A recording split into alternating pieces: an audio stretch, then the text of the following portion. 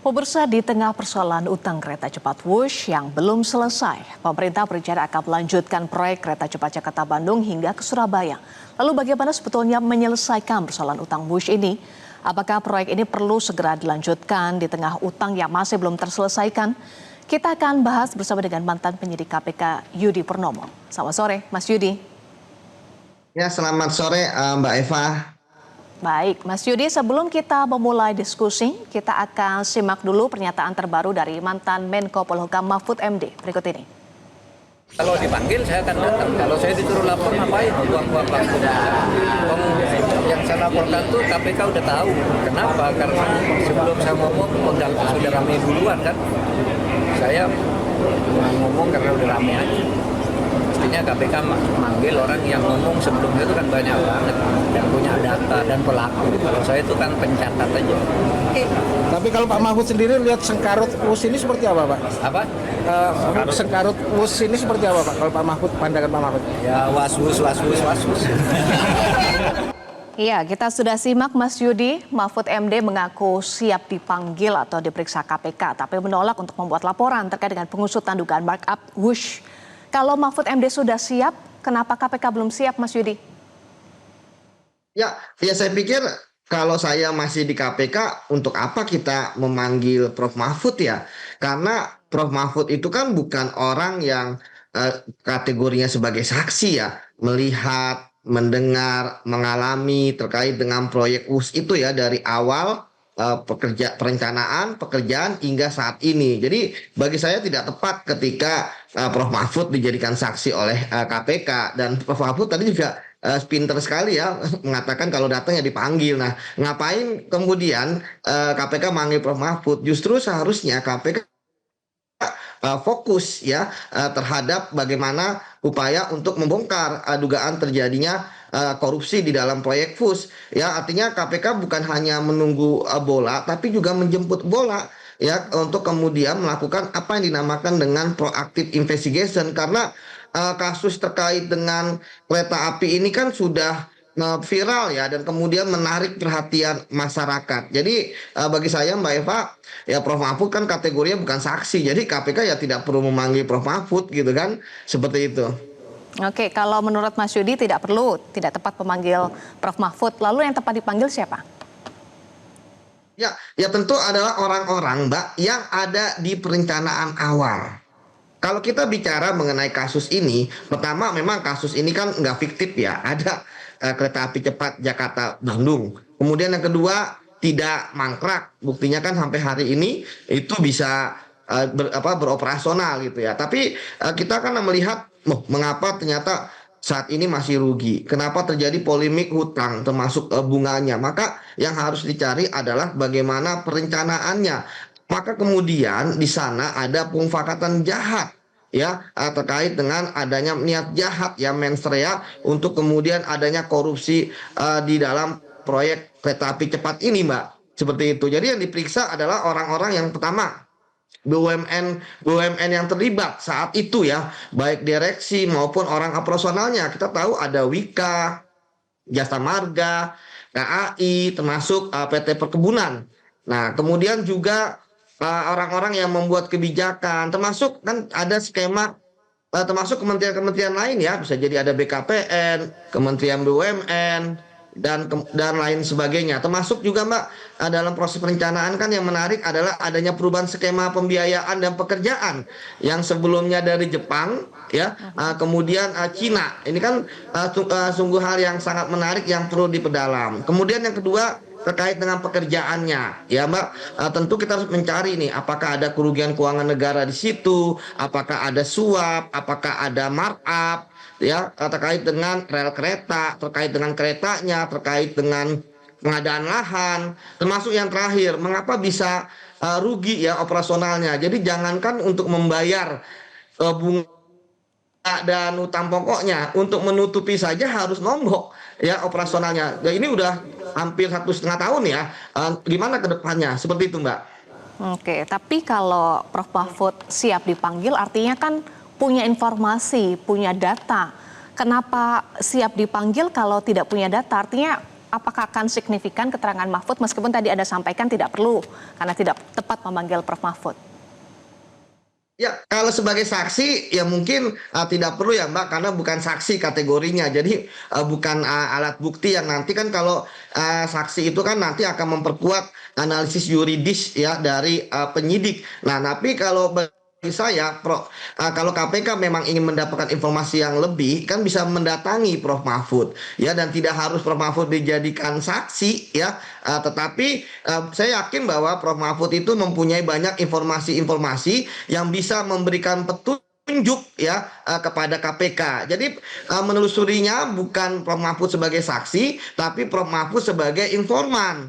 Ya, karena kan dulu Prof Mahfud kita tahu merupakan bagian dari pemerintahan, apalagi Menko Polhukam, tentu kan punya banyak data-data yang saya pikir bisa jadi A1 ya. Karena kan gini Mbak, kalau penyidik ataupun penyelidik kemudian menelusuri suatu kasus, itu kan kita seperti babat alas gitu ya. Ini hutan rimba ya. Kita mulainya dari mana? Nah, orang-orang yang bisa memberikan informasi terkait dengan bagaimana memulainya, siapa orang yang harus diperiksa awal, di mana bisa ditemukan barang bukti dan sebagainya. Nah, itu sangat penting. Kalau memang Prof Mahfud mempunyai data yang sangat penting, saya pikir tim KPK ya itu datangi aja gitu kan, nggak perlu Prof Mahfud yang ke KPK. Toh istilahnya yang penting adalah bagi saya adalah penunjuk arah atau penunjuk jalan. Misalnya kalau Prof Mahfud mengetahui bahwa periksalah orang ini, dia tahu semua data di perencanaan, itu kan sebuah hal yang bagi saya sangat bagus dan positif. Karena gini Mbak, ini kan kasus ini kan dimulai udah agak lama ya, bisa terus kemudian ada pergantian. Dulu sebelumnya yang BUMN yang kemudian sekarang kan berubah menjadi KAI ya, yang kemudian dulu kalau nggak salah yang itu Jasa Marga sebelumnya yang utama ya, artinya sekarang berubah. Kemudian kan bisa jadi kantor-kantornya juga udah berpindah-pindah, dan sekarang dokumennya pun entah di mana. Saya takutnya banyak dokumen-dokumen ya kan yang hilang entah kemana ya, karena kasus ini sudah sangat lama dan kemudian banyak tangan. Apakah ini adalah bagian dari perencanaan jahat tersebut ya, sehingga kemudian mengaburkan supaya kalau misalnya penyidik atau penyelidik penegak hukum menangani kasus ini ya, itu susah sekali menemukan data-datanya. Seperti itu Mbak. Kalau statusnya itu bukan saksi tetapi informan, apakah bisa dijadikan alat bukti?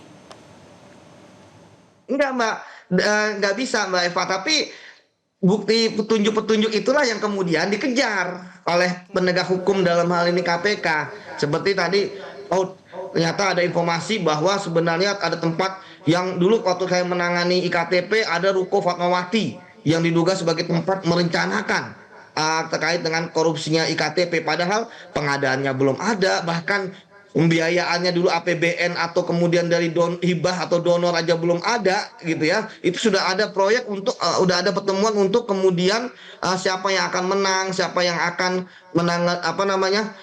menangani proyek ini dan sebagainya. Jadi bagi saya info sekecil apapun di saat ini, saat KPK sudah baru mau masuk dalam namanya pool bucket Mbak ya, pengumpulan bahan keterangan, mencari informasi, dokumen dan datanya, sekecil apapun keterangan itu sangat penting. Apalagi kita tahu ya kasus ini, korupsi ini, proyek ini itu kan melibatkan dua negara Mbak. Saya punya pengalaman bagaimana sangat sulit sekali. Apalagi tadi kan pemerintah Cina melalui Menteri Luar Negeri kan seperti pasang badan ya, menganggap bahwa sebenarnya kasus ini itu tidak ada apa-apanya gitu ya, ini bermanfaat ya, kemudian dinikmati, jangan hanya dilihat dari profitnya.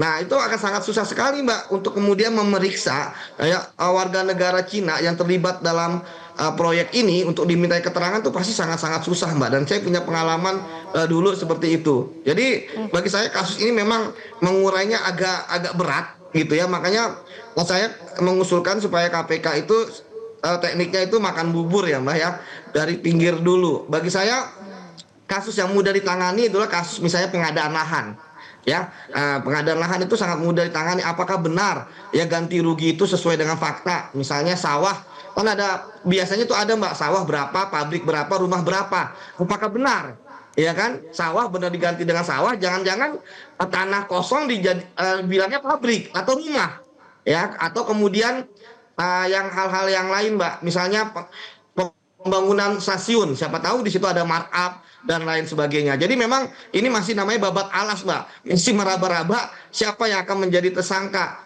Nah, apakah intelektual leadernya, apakah kemudian eksekutornya, ataukah koordinator dalam kasus korupsi ini. Oke, masih banyak yang harus difokuskan ya. Saat ini KPK harus fokus untuk mengungkap, harus jemput bola dengan tadi tekniknya makan bubur dari pinggir dulu menurut Mas Yudi. Baik, di tengah persoalan hutang WUS yang belum selesai, kemudian juga pengusutan kasus yang belum juga dimulai sampai saat ini, Mas Yudi ada rencana melanjutkan proyek kereta cepat sampai Surabaya. Bagaimana Anda melihat rencana ini di tengah kekisruhan yang masih terjadi? Ya, bagi saya tentu ya saya tidak setuju gitu ya. Karena apa? Karena bisa jadi ini kan ada persepsi yang negatif dari publik ya. Ini yang sekarang aja belum jelas statusnya, apakah ada tindak pidana korupsi atau tidak. Kemudian yang kedua, ini justru akan menambah kegaduhan baru ya. Kemudian yang ketiga, kepercayaan publik kan terhadap proyek Jakarta Bandung ini kan sedang turun ya, apalagi yang dugaan korupsinya. Nah, nanti jangan sampai ada persepsi jangan-jangan dilanjutkan karena ada bundling gitu ya, terkait dengan oke, kalau Jakarta Bandung ya sudah selesai, maka kita lanjut ke berikutnya ke Surabaya. Bagi saya kan ini tentu adalah memang ini adalah kebijakan, tapi bagi saya ini tidak bijak ketika dilakukan sekarang. Oke lah, emang ini tahapnya juga masih feasibility studies ya. Padahal kalau kita berkaca dari awal proyek kereta cepat kan sebenarnya kan mulai dari ini Mbak, mulai dari Merak, Serang, Jakarta, ya, kemudian Surabaya, Banyuwangi. Nah ini kan kemudian dia di pertengahan ada Jakarta Bandung seperti itu. Jadi kenapa kembali lagi ke poin awal ya, ke titik start tentang kereta cepat, karena memang apa yang dulu dibutuhkan kan adalah kereta api dari dari Merak ke Banyuwangi seperti itu, dengan Surabaya dengan tekstur tanah yang datar ya kan. Sementara kalau di Bandung kan tingkat derajatnya aja ada yang sampai lebih 30 derajat, yang kemudian kan akhirnya terjadi perpindahan yang mengakibatkan dana kosnya lebih besar. Jadi saya pikir jangan sampai lagi nanti jangan-jangan ada yang mempunyai anggaran ini, yang punya bancakan gitu kan, dan lain sebagainya, yang rawan untuk dikorupsi seperti itu. Apalagi pasti dananya akan lebih besar. Nah ini yang sangat menarik ya, siapa vendor-vendor ya kan yang nanti bermain ini kan tentu banyak pertanyaan dari publik seperti itu Mbak. Apalagi audit pun juga belum ada yang berani menyatakan ini tidak ada korupsinya, atau ini WTP misalnya, wajar tanpa pengecualian seperti itu. Jadi ini kan masih namanya sumir ya Mbak ya, semua masih abu-abu. Kalau ingin meneruskan ya saya pikir ya siap-siap saja gitu kan, ada dapat persepsi negatif dari publik seperti itu Mbak. Baik, terima kasih untuk analisa Anda, Mas Yudi, mantan penyidik KPK Yudi Purnomo sudah bergabung bersama kami di Prime Time News. Jelajahi cara baru mendapatkan informasi. Download Metro TV Extend sekarang.